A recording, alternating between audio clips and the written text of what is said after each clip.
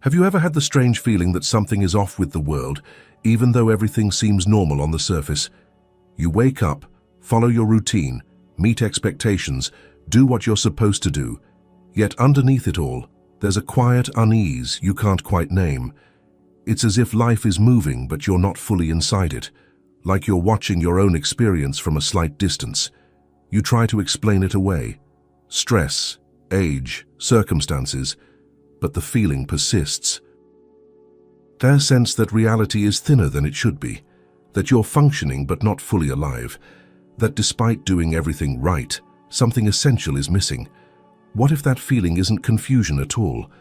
What if it's awareness knocking, asking you to look beyond the surface of the world you were taught to accept?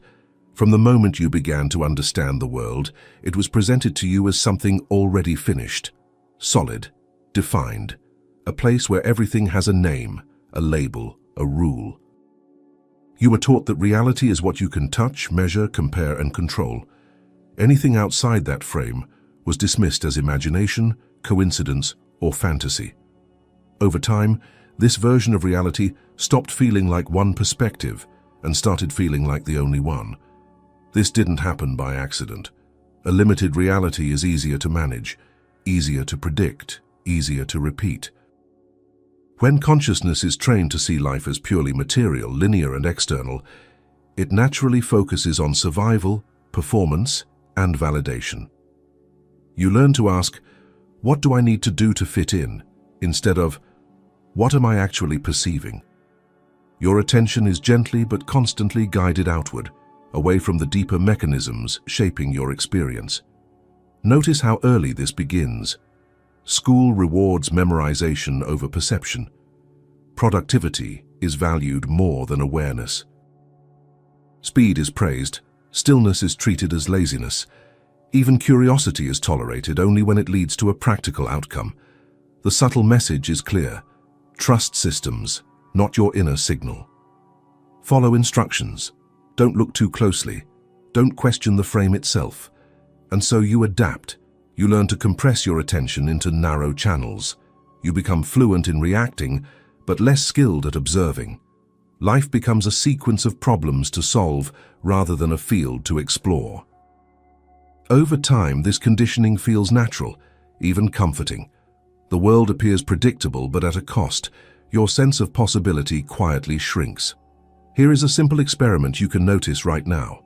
Think of how often your day is structured around external cues, notifications, schedules, expectations, deadlines. Then notice how rarely you are invited to sense your own internal state without trying to fix it. That imbalance is not personal failure, it's design. A consciousness that is always responding has little energy left to expand. This version of reality trains you to believe that change must happen out there first. When circumstances improve, then you can feel better. When you know more, then you'll be confident. When everything aligns, then you'll be at peace. But this logic quietly places your inner world in a permanent waiting room. Your consciousness becomes secondary, reactive, dependent. There is also a more subtle limit embedded here. The idea that you are separate from others, separate from nature, separate from the flow of events. When reality is framed as something happening to you rather than through you, you naturally feel small inside it. You negotiate with life instead of participating in it. You manage symptoms instead of questioning the structure that produces them. Pause for a moment and observe how your body responds to the idea that reality might not be fixed but responsive. You may notice resistance, skepticism, even discomfort. That reaction itself is evidence of how deeply the current model is installed. A limited reality defends itself by feeling normal. This doesn't mean the world you see is fake. It means it's partial, like looking at the ocean through a keyhole and assuming you've seen all there is. The rules you were taught explain how to function within a narrow band of experience, but they say very little about how experience itself is generated. They describe outcomes, not origins. And once you start noticing this, something shifts.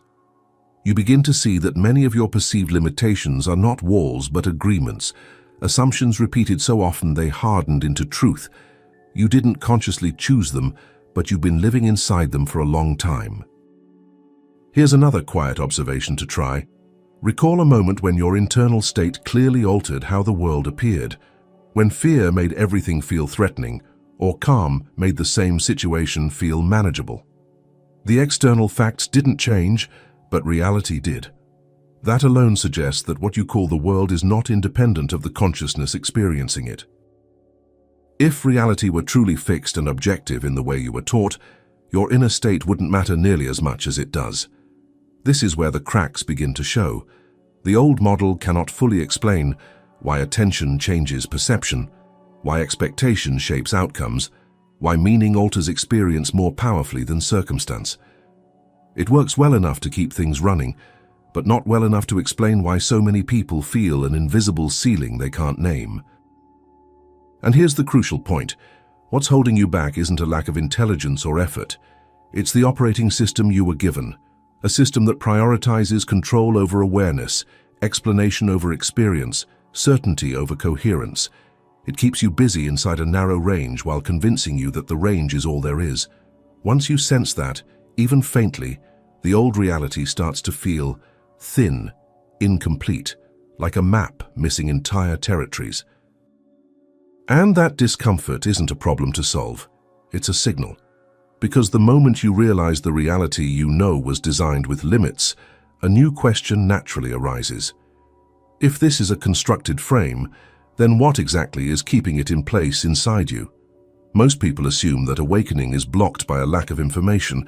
If they could just read the right book, hear the right explanation, connect the right ideas, something would finally click. But notice how much information you already have. You've heard about mindfulness, presence, energy, conditioning, trauma, habits, perception. None of this is new, and yet knowing hasn't dissolved the feeling of being stuck. That's because the obstacle was never ignorance. It's programming. Programming doesn't announce itself. It doesn't feel like control. It feels like common sense.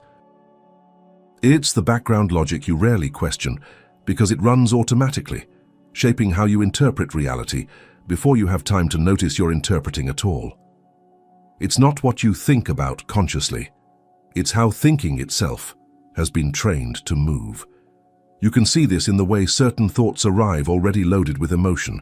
A single idea, I'm behind, this is risky, people will judge me, can tighten the body instantly without debate. That reaction isn't the result of careful reasoning, it's conditioned response, a reflex installed through repetition, reinforcement, and emotional charge. Programming works by shrinking the range of what feels possible. It doesn't tell you, you are limited. It whispers, be realistic. It rewards conformity with safety and punishes deviation with discomfort. Over time, the nervous system learns which thoughts feel acceptable and which feel dangerous, regardless of whether they're true. Here's something subtle to notice. When a new perspective challenges your identity or habits, does your first reaction feel like curiosity or like defense? That defensive contraction is not intelligence protecting truth. It's programming protecting familiarity. The system isn't trying to keep you asleep, it's trying to keep you predictable. This is why awakening isn't a dramatic moment where everything suddenly becomes clear. If it were about ignorance, a single insight would be enough. Instead, awakening feels more like noticing patterns you didn't realize were patterns. You begin to see how often your reactions are preloaded, how rarely your responses are chosen fresh. Consider how quickly you explain yourself to yourself. An uncomfortable emotion appears, and immediately a story follows, a justification, a blame, a reason.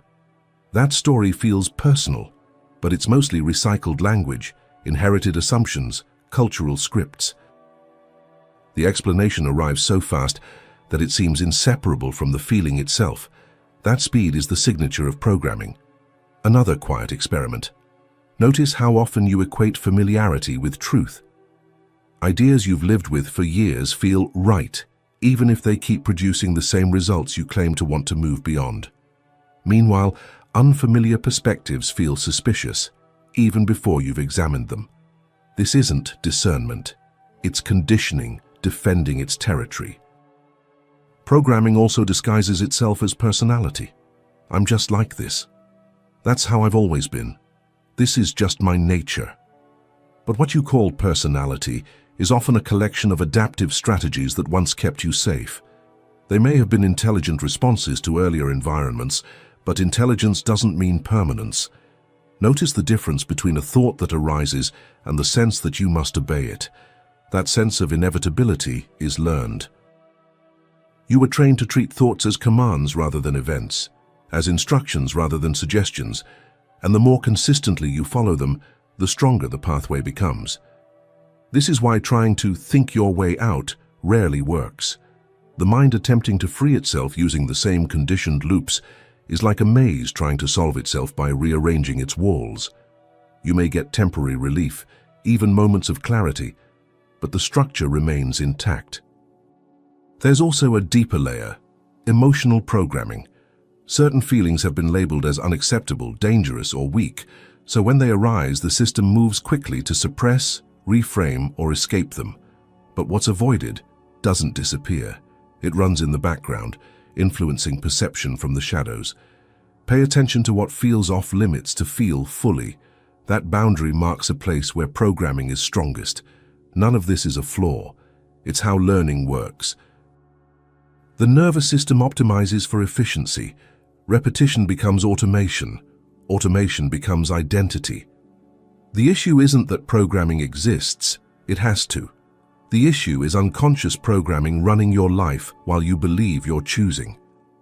Awakening begins not with rejecting the system, but with seeing it operate in real time. The moment you catch a reaction forming before the story attaches to it. The moment you sense a belief tightening your body before you agree with it.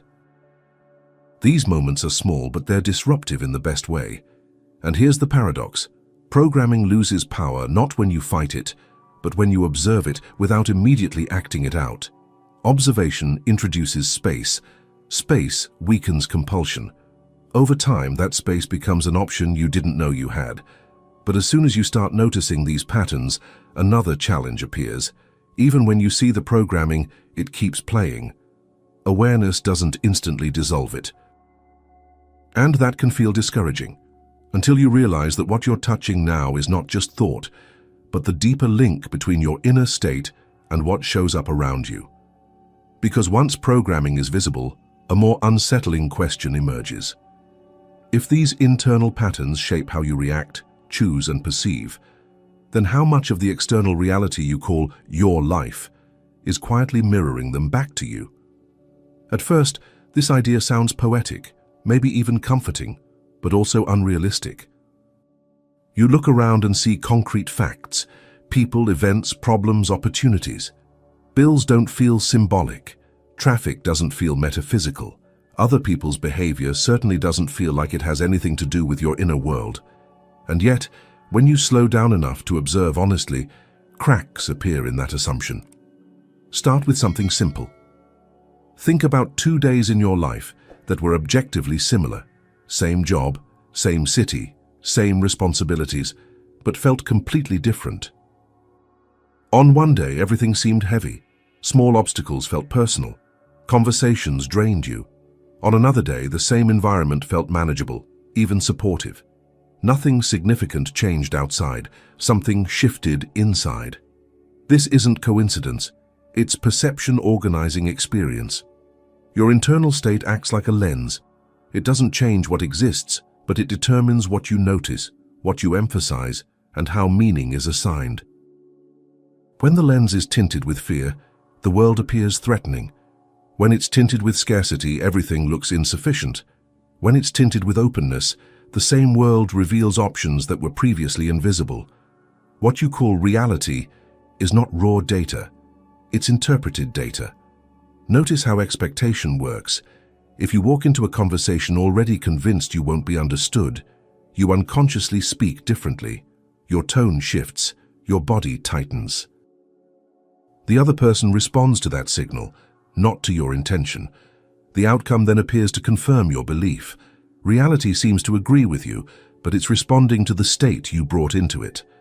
This feedback loop runs constantly.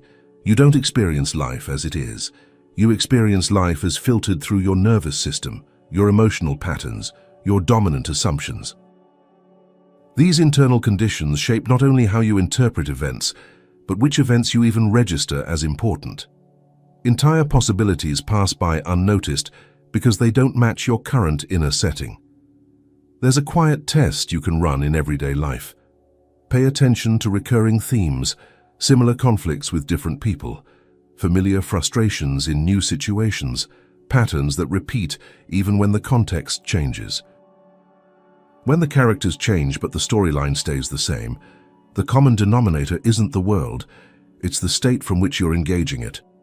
This doesn't mean you're causing everything in a simplistic way. It means you're co-participating. Internal states influence choices, timing, attention, tolerance, and risk. Those factors, in turn, influence outcomes. Over time, the reflection becomes convincing enough to feel like fate. Another layer of this reflection appears in how reality treats your boundaries. If you feel internally overextended, life tends to present more demands. If you feel unworthy of rest, circumstances seem to deny it, not because the world is cruel, but because your internal signals shape what you allow, what you resist, and what you normalize. The body knows this before the mind does. Notice how different emotions produce different physical postures. Fear contracts, confidence expands. Resentment hardens, ease softens. The body broadcasts these states constantly, and the environment responds accordingly. People respond, opportunities respond, even obstacles respond. This is why trying to fix the external world without addressing the internal state feels exhausting. You're adjusting reflections while leaving the source untouched. You may achieve short-term changes, but the underlying pattern reasserts itself. The mirror hasn't changed, only the angle did. There's also a deeper discomfort here.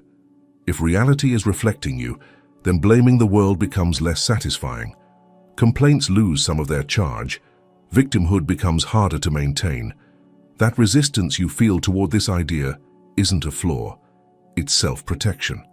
The ego prefers a world that happens to you rather than one that responds to you. But reflection doesn't imply judgment. Reality isn't rewarding or punishing you. It's mirroring coherence or incoherence, alignment or friction. When your internal signals are mixed, wanting change but fearing it, seeking expansion but clinging to safety, the reflection looks chaotic. Not because life is against you, but because the signal is noisy. This brings an important distinction into focus. You don't get what you want. You get what you consistently embody, not what you affirm once, not what you understand intellectually, but what your system rehearses daily through thought, emotion, and attention. Watch how quickly this becomes practical. When you're internally rushed, time feels scarce. When you're internally resentful, cooperation disappears. When you're internally grounded, solutions feel closer. Same external clock, same world, different experience. And here's where many people misunderstand the point. They try to manipulate the reflection. They attempt to think positive while their body remains tense, or to visualize abundance while their decisions are driven by fear. The reflection doesn't respond to words, it responds to state. That raises a more precise question. If reality is responding to your internal condition, what exactly is it responding to? Thoughts alone are inconsistent. Emotions fluctuate. Intentions fade. There must be something more stable, something underlying all of them. When you observe closely, you'll notice that beneath thoughts and emotions there is a persistent tone, a baseline, a background quality of being. Some might call it mood, others identity, others energy. It's the level at which your system is tuned most of the time, and that tone acts less like a single thought and more like a signal. Once you see reality as a mirror, attention naturally shifts from managing events to understanding the signal you're broadcasting, because if the reflection is consistent, then changing the surface won't be enough. You will have to change what's being transmitted beneath words, beneath effort, beneath intention. Which leads to a deeper question that most people never stop to ask. If your life is responding like a receiver, what frequency is your consciousness actually operating on? When you think about your life, The events, the challenges, the relationships, the opportunities. What is it that connects them all? What is the unseen thread that links everything together, shaping how you experience each moment, how you react, and how you create your reality? The answer lies in an invisible point. Something so subtle yet so powerful that it determines the nature of everything you encounter, your frequency of consciousness. This frequency isn't something you can see or touch. It isn't a physical location, a sound, or an object in the world around you, but it is the most fundamental aspect of who you are. Imagine it as the underlying energy or vibration that shapes your perception, influences your thoughts, and creates the environment in which your life unfolds. It's the resonance that aligns with the events, people, and situations you encounter. And it's always there, whether you are conscious of it or not. The idea of frequency can feel abstract at first. It's easy to think of it as a concept for musicians or physicists, but your frequency is something more intimate. It's how you feel in the moment. It's the subtle, invisible tone that you emit into the world every second. And just like a radio station tuning in to different channels, your frequency aligns you with certain experiences and interactions, while filtering out others. The more you understand this, the more you realize that nothing is random. The events that unfold in your life are a direct reflection of the vibration you are emitting. When you feel confident, open, and at peace, your reality responds in ways that reinforce those feelings. Opportunities appear more effortlessly, and connections with others feel natural. On the other hand, when you are stuck in a state of fear, doubt, or scarcity, your reality seems to mirror that experience. Challenges seem harder, opportunities scarce, and people distant. This frequency isn't just about thinking positive or visualizing a better life. It's far deeper than that. It's about the vibrational state you occupy consistently. Thoughts, emotions, and beliefs are like ripples on the surface, but the frequency is the ocean beneath them. It's not just what you say to yourself, but the unspoken, often unconscious beliefs you carry about the world, about yourself, and about what is possible for you. These beliefs determine the frequency you broadcast. Take a moment to reflect on the days when everything seemed to flow effortlessly. Have you noticed that when you feel aligned, when you feel good, light, and centered, things just seem to work out? Things fall into place, and it feels as if the universe is somehow supporting you. That's your frequency working for you, aligning you with experiences that match your state.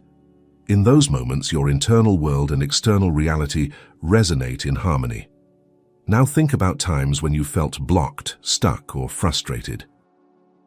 The more you focus on the problem, the more you seem to encounter resistance. People don't respond the way you expect, opportunities seem to slip away, and it feels like no matter what you do, things just aren't clicking. In these moments, your frequency is attuned to a state of disharmony. Your inner tension, doubt, or stress are creating a vibration that attracts experiences that reinforce those feelings. The universe isn't punishing you, it's simply reflecting the frequency you're transmitting. But here's the key. Changing your frequency isn't about forcing a change in external circumstances. It's not about fixing the world around you. It's about shifting your internal state, the feelings you carry, the beliefs you hold, and the vibrations you emit. This is why so many people get frustrated when they try to change their life without addressing their frequency. They focus on external circumstances, which are ultimately just reflections, without realizing that the source lies within. Imagine your consciousness like a dial, like an old-fashioned radio. When you turn the dial to a frequency of peace, love, and abundance, your reality tunes into a channel that reflects those qualities. But when you are stuck on the frequency of fear, doubt, or scarcity, you'll attract experiences that reflect that state. The key is that this dial is always within your control. You have the power to shift it, but only when you become aware of it. This is why the journey of awakening feels so disorienting at first. You start to see that the external world isn't as fixed as it once seemed. You realize that it's a reflection of your inner state, and the power to change your life starts to feel more within your reach. But it also feels unsettling, because it means that the world isn't happening to you, it's responding to you. It requires a deeper level of responsibility and awareness. Now, you might ask, why is it so hard to change my frequency? Why does it feel like I can't just shift out of my old patterns? This is where the challenge lies. Changing your frequency requires a certain level of awareness and intention. It's not enough to simply say, I want things to change. You must shift your internal vibration at the core level. This means letting go of the stories you've been telling yourself, the fears you've been holding on to, and the beliefs that have kept you locked in place. Here's where most people get stuck. They believe that changing their frequency means denying their current experience or forcing themselves to feel a certain way. But the truth is, you can't simply bypass your feelings or pretend that everything is fine when it isn't. True change comes when you acknowledge your current state, allow yourself to feel whatever is present, and then choose to gently shift toward a different frequency. This shift happens in layers. It's not a one-time event, but a continuous process of becoming more aware of your internal state and choosing to tune into a higher frequency. The more you practice this, the more you begin to see the world responding to you in ways you never imagined. You may start to notice small shifts first, more opportunities, better relationships, more ease. Over time, the shifts become more profound, and you begin to realize that your frequency is creating a life that you are learning to consciously design. But even with this awareness, the challenge remains. As you try to raise your frequency, there will be moments of resistance, doubts, and old patterns resurfacing. These are the places where you've been tuned into lower frequencies for a long time. The key isn't to fight them, but to understand that they are simply echoes of past frequencies, and you now have the power to change the station. And with that understanding, the question emerges once again. If your life is responding to your frequency, what station are you tuned into right now? At some point on this path, the mind becomes both your greatest ally and your most subtle obstacle. You read, listen, connect ideas, recognize patterns. Concepts begin to stack neatly. Consciousness, ego, conditioning, frequency, awareness, everything starts to make sense. And yet, something essential doesn't move. Life still reacts the same way. The body still tightens in familiar moments. The same emotional loops quietly return. This is where many seekers get confused. The mind is excellent at mapping territory it has already visited. It can describe, analyze, and categorize experience with remarkable precision. But awakening doesn't happen inside a description. It happens inside direct contact. And the mind, by its nature, stands one step removed from contact. Understanding feels productive. It gives the sensation of progress. Each new insight creates a small rush of clarity, a momentary sense of expansion. But notice how quickly the mind turns that clarity into a possession. I get it now. I understand this. The insight becomes an object, and the mind moves on to collect the next one. Awakening doesn't accumulate that way. The mistake isn't thinking. The mistake is believing that thinking is the doorway. The mind wants to grasp awakening the same way it grasps a problem. Break it down, define it, solve it. But consciousness isn't a problem to be solved. It's the space in which problems appear. Here's a simple observation. When something truly shifts in you, a deep release, a moment of presence, a sense of being fully here, does it arrive through analysis? Or does it arrive when analysis drops away? Usually it's the second. The shift happens when the mind loosens its grip, even briefly. The mind is trained to seek certainty. Awakening requires tolerance for uncertainty.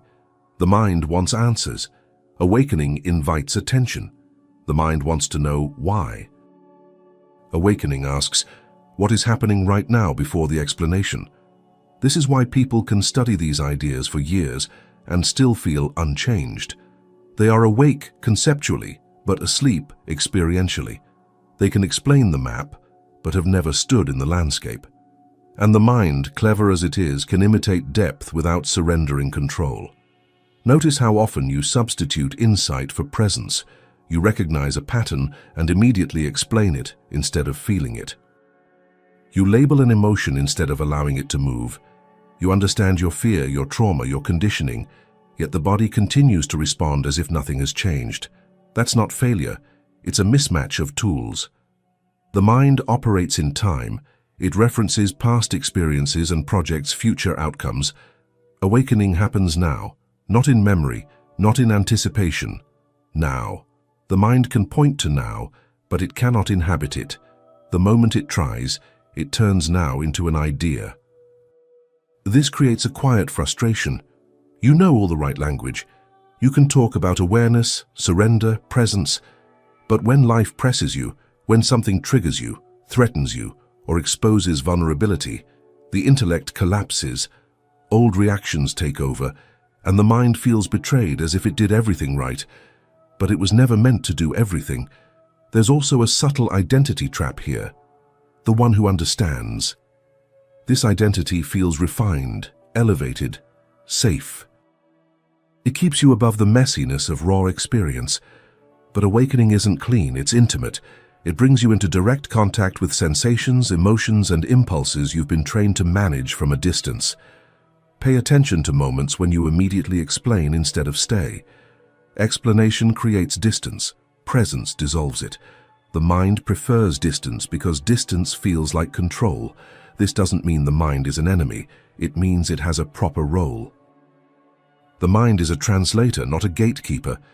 It can articulate what's already been lived, but it cannot live it for you. When it tries, it replaces experience with commentary. This is why instructions that sound simple, be present, feel the body, notice the breath, can feel strangely difficult. There's nothing complex about them intellectually. The difficulty lies in letting go of mental dominance. The mind resists stepping aside because stepping aside feels like disappearing. Another important nuance, the mind thrives on effort. Awakening deepens through allowing. Effort creates tension. Allowing creates space. The mind hears this and immediately tries to allow correctly, turning surrender into another project. And the loop continues. If you watch closely, you'll see that the moments of deepest clarity often arrive unexpectedly, in stillness, in exhaustion, in beauty, in pain. Not because you figured something out, but because something softened. The mind loosened its grip, and awareness came forward on its own. This is unsettling for the mind because it means control isn't the lever. Attention is. Sensitivity is. Willingness to be with what is, without immediately turning it into something else. And here's the pivot most people miss. As long as awakening is treated as something to understand, it remains safely distant. But the moment you recognize that understanding is secondary, something else becomes relevant, your direct relationship with discomfort. Because if the mind can't lead the way, something else must. And that something else isn't comfortable, polished, or conceptual. It lives in sensation, emotion, and the places you usually rush past. Which brings us to a quieter, more confronting truth. The very things you try to avoid, suppress, or fix might not be obstacles at all. They might be the entry points consciousness has been waiting for. There is a reason certain things get under your skin more than others.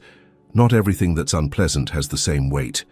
Some irritations pass through quickly, barely leaving a trace. Others linger. They replay in your mind. They tighten your chest, shorten your breath, harden your tone. These are the ones you usually try to get rid of as fast as possible. And yet, those are rarely random. What truly bothers you has a specific signature. It doesn't just annoy you, it hooks you. It feels personal, charged, disproportionate to the situation. A comment someone made, a delay, a rejection, a recurring fear. The intensity of your reaction is the clue. It points to something in you that is already alive, already active, already asking for attention. Most people treat these moments as problems to eliminate. They distract themselves, justify their reaction, blame someone else, or rush to fix the feeling. Relief becomes the goal. But relief, while understandable, often closes the very door that discomfort is trying to open. Discomfort is not the enemy of awakening. Avoidance is. Notice how quickly the mind steps in when something bothers you. It explains, it judges, it narrates. This shouldn't be happening. They're wrong. I can't deal with this right now. These thoughts feel protective, but they also keep you at a distance from the raw experience. They wrap the sensation in story and carry it away from the body, but the body is where the signal lives. There is information embedded in what disturbs you, information the mind cannot access through analysis alone. The sensation itself, the tightening, the heat, the heaviness, is not random. It's a form of communication. Something in your system is meeting the edge of its current capacity. This is why the same trigger doesn't bother everyone equally.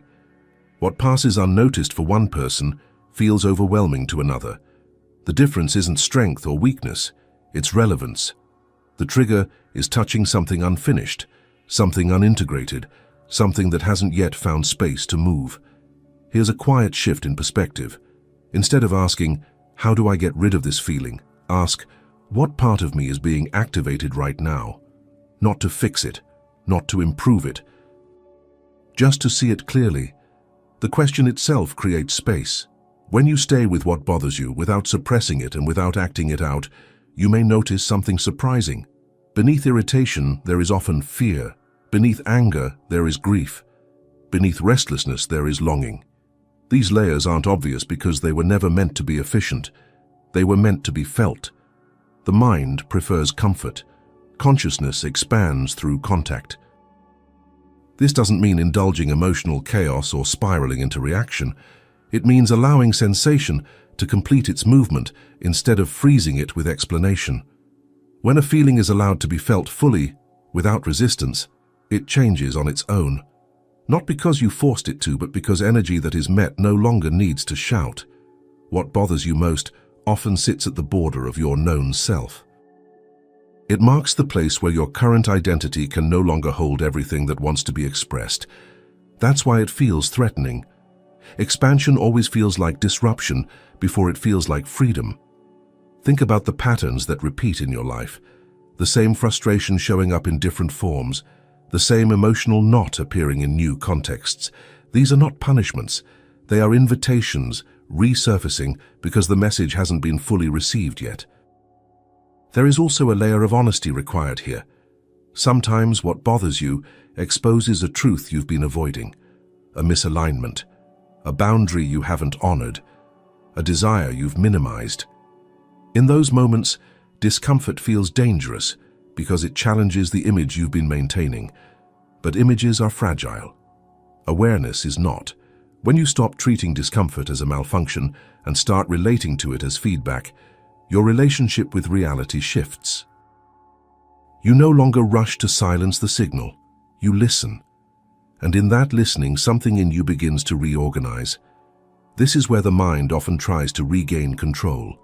It wants to categorize the feeling, label it, resolve it quickly.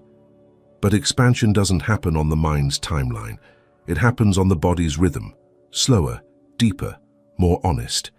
You may notice resistance even to this idea, a sense that staying with discomfort will make things worse. That fear is understandable. But notice that what you resist tends to persist, while what you meet tends to soften. Not immediately, not dramatically, but steadily. And here's the crucial link. As you allow what bothers you to be felt without turning away, your internal state begins to shift. Subtly at first, a little more space, a little less reactivity, a slightly wider tolerance for uncertainty. That shift doesn't stay inside you. It changes how you move, how you speak, how you respond. And reality notices. Because when you stop fighting the internal signal, the external world no longer needs to press as hard to get your attention. Situations begin to reorganize. Triggers lose some of their charge. Patterns loosen. But this is rarely smooth. When you start meeting what you once avoided, something else tends to happen. The world doesn't immediately reward you. In fact, it may push back. Old dynamics intensify. Familiar comforts feel less satisfying. It can seem as though life is resisting your movement, and that resistance is not random. The moment you begin to act with real awareness, something curious tends to happen. Not later, not after a big breakthrough, almost immediately. Life seems to push back. Plans get disrupted. Old emotions resurface. People react differently to you.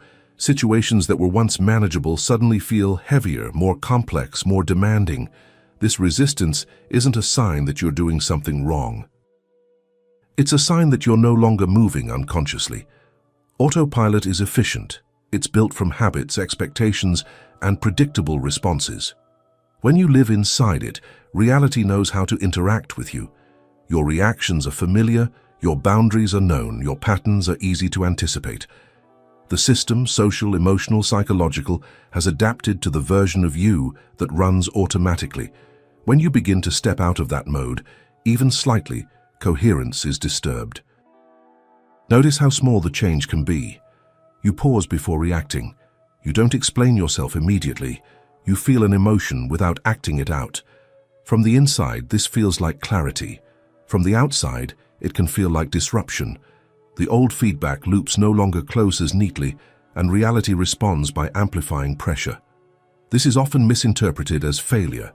People think, "I tried being more aware, and things got worse." But what actually happened is that the unconscious agreements you were participating in are no longer being honored in the same way. Systems resist change not because they're malicious, but because they're optimized for stability. Resistance is a stabilizing force. You can see this clearly in relationships. When you stop playing a familiar role, others may feel unsettled. They might question you, challenge you, or attempt to pull you back into old dynamics. Not necessarily out of ill intent, but because your change disrupts their sense of predictability. Your awareness exposes the pattern simply by no longer feeding it. Internally, the same thing happens. Old thoughts return with more intensity. Doubts that seemed resolved resurface. Emotional waves feel stronger, not weaker. This doesn't mean you're regressing. It means unconscious material is losing its invisibility. When you're on autopilot, these patterns run quietly in the background. When you slow down, you hear them. The nervous system also reacts. Awareness introduces novelty, and novelty can feel unsafe at first. Even positive change can register as threat. The body asks, "Can we really let go of what we know?" Tension increases, not because awareness is harmful, but because familiarity is being challenged. This is why many people abandon the shift at this stage. They confuse resistance with a warning. They return to old habits for relief. Autopilot welcomes them back with comfort and predictability. Nothing changes, but nothing threatens to either. But if you stay present through the resistance, something important becomes visible. You begin to see how much of your life was being held together by unconscious effort, how much energy it took to maintain old patterns, how many reactions were automatic rather than chosen. Resistance reveals dependency. Pay attention to the quality of the resistance. Is it loud, dramatic, and emotional, or subtle like procrastination, distraction, or self-doubt? Often it's the second. Autopilot doesn't always fight directly. It seduces you back with busyness, with urgency, with the feeling that awareness can wait. There's also a social layer to this. A more conscious presence changes the rhythm of interactions. Silence becomes more noticeable. Superficial conversations feel heavier. People may project discomfort onto you because your presence no longer confirms their own autopilot. This can feel isolating if you're not expecting it. But isolation at this stage isn't abandonment, it's recalibration. Here's a key distinction. Resistance doesn't mean stop. It means slow down and stay attentive. When you push against resistance aggressively, you strengthen it. When you collapse back into habit, you reinforce it. But when you observe it, internally and externally, without immediately reacting, something new becomes possible. Reality tests coherence. If awareness is only conceptual, resistance overwhelms it. If awareness is embodied, resistance becomes informative. You start to notice where your attention wavers, where old identities try to reassert control, where fear disguises itself as practicality. This phase often feels messy because clarity and confusion coexist. You see more, but you're not yet stable in what you see. Old structures are loosening, but new ones haven't formed. The mind wants resolution. Reality offers tension instead. And tension has a purpose. It exposes where you are still divided. where intention and embodiment don't fully align, where awareness is present, but trust is not. If you expect awakening to feel immediately peaceful, resistance will feel like a contradiction. But awakening is not the absence of friction. It's the ability to remain present within it. Friction doesn't disappear, your relationship to it changes. As you stay with this resistance, something subtle begins to shift. The pushback becomes less personal. You stop interpreting it as a message about your worth or direction. It becomes a signal that a deeper reorganization is underway, and that's when another realization quietly emerges. If resistance appears every time you move out of autopilot, then awakening isn't a single moment of clarity. It's a process that unfolds in stages, each one revealing a new layer of unconsciousness beneath the last. Because the truth is, you don't wake up all at once. There's a quiet myth that circulates beneath most spiritual conversations. The idea that awakening is a single event, a moment where everything suddenly clicks, confusion dissolves, and life is permanently transformed. A before and an after, sleep and then light. This story is appealing because it promises certainty.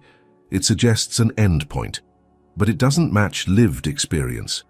Awakening doesn't arrive like a switch flipping on. It unfolds more like dawn. At first, nothing seems different. The world looks the same. Your life continues, but something subtle has shifted. You notice things you didn't notice before. Small reactions, automatic thoughts, emotional undercurrents.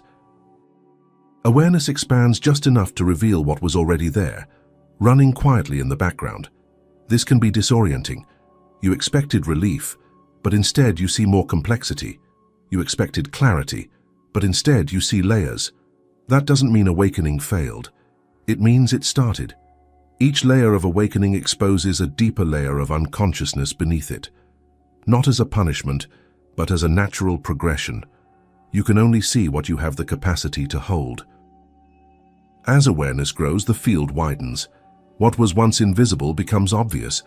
What was once manageable becomes questionable. This is why people often say, "I thought I had already worked through this." And they're right. They did, at that level. Awakening doesn't erase previous work. It outgrows it.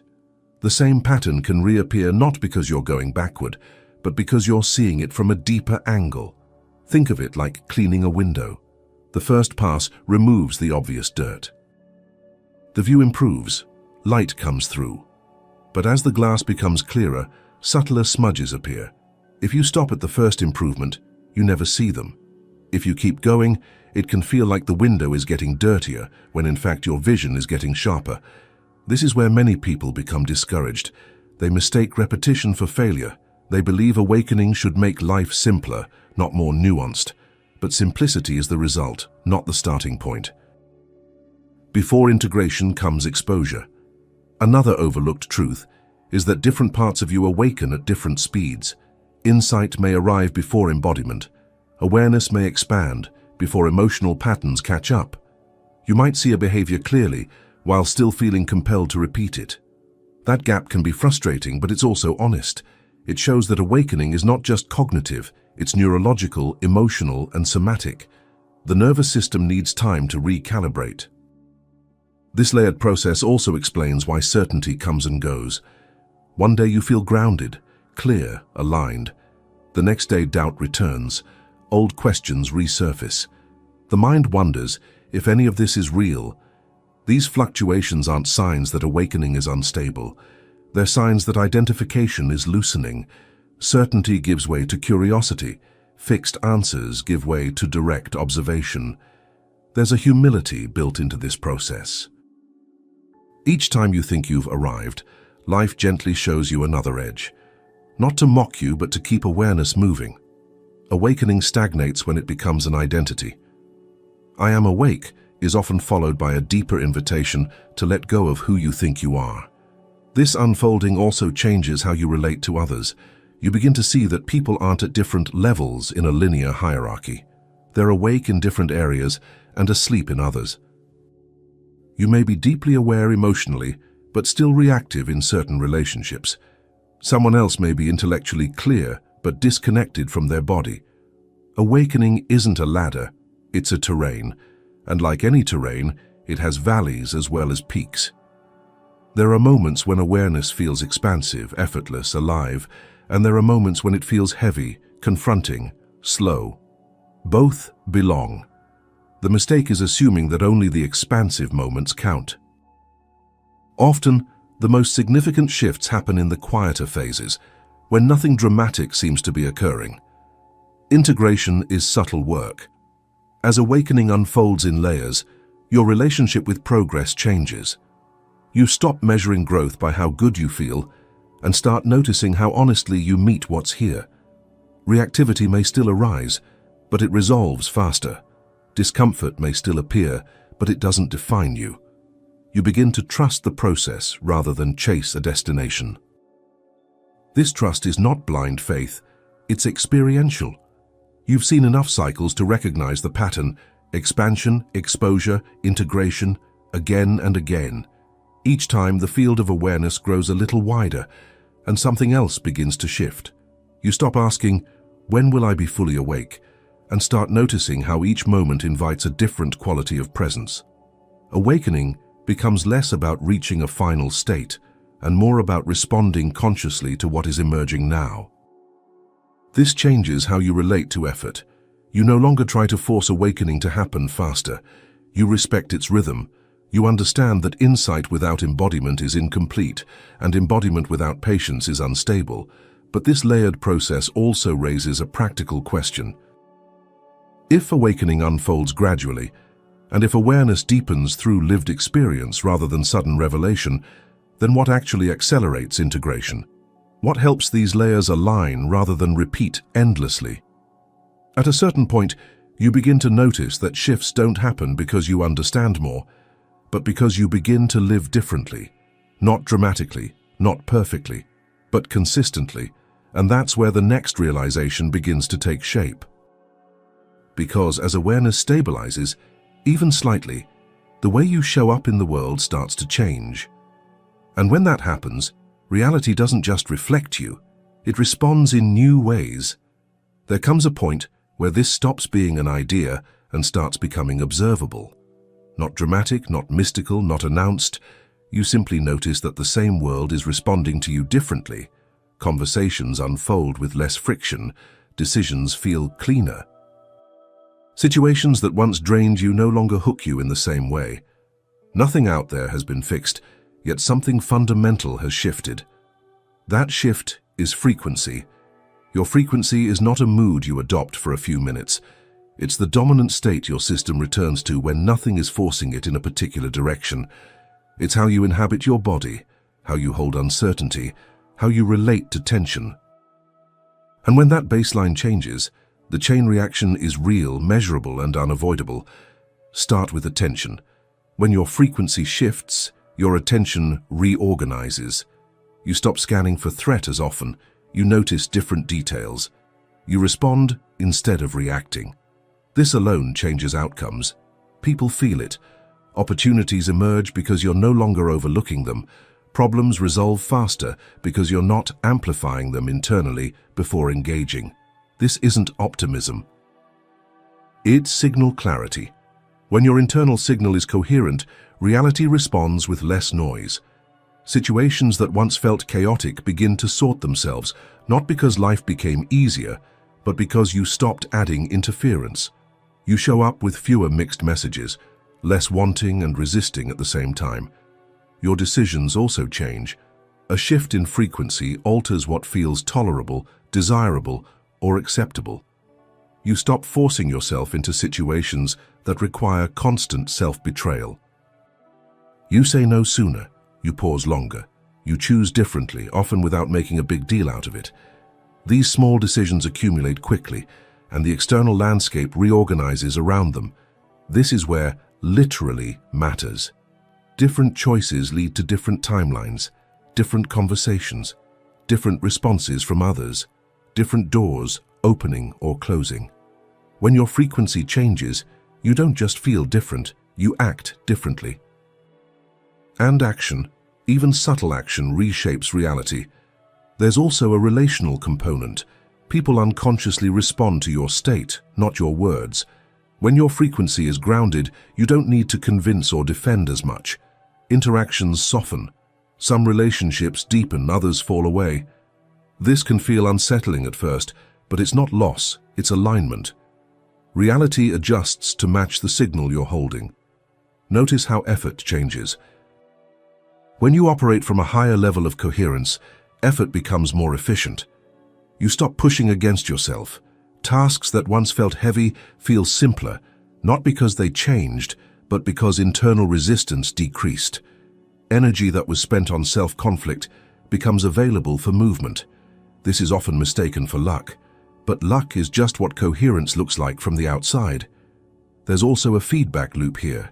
As reality responds more smoothly, trust increases. When trust increases, the system relaxes further. When the system relaxes, frequency stabilizes. This loop reinforces itself, just as fear-based loops once did. You didn't escape cause and effect. You changed which loop you're inside. It's important to be precise. Changing frequency doesn't mean avoiding difficulty.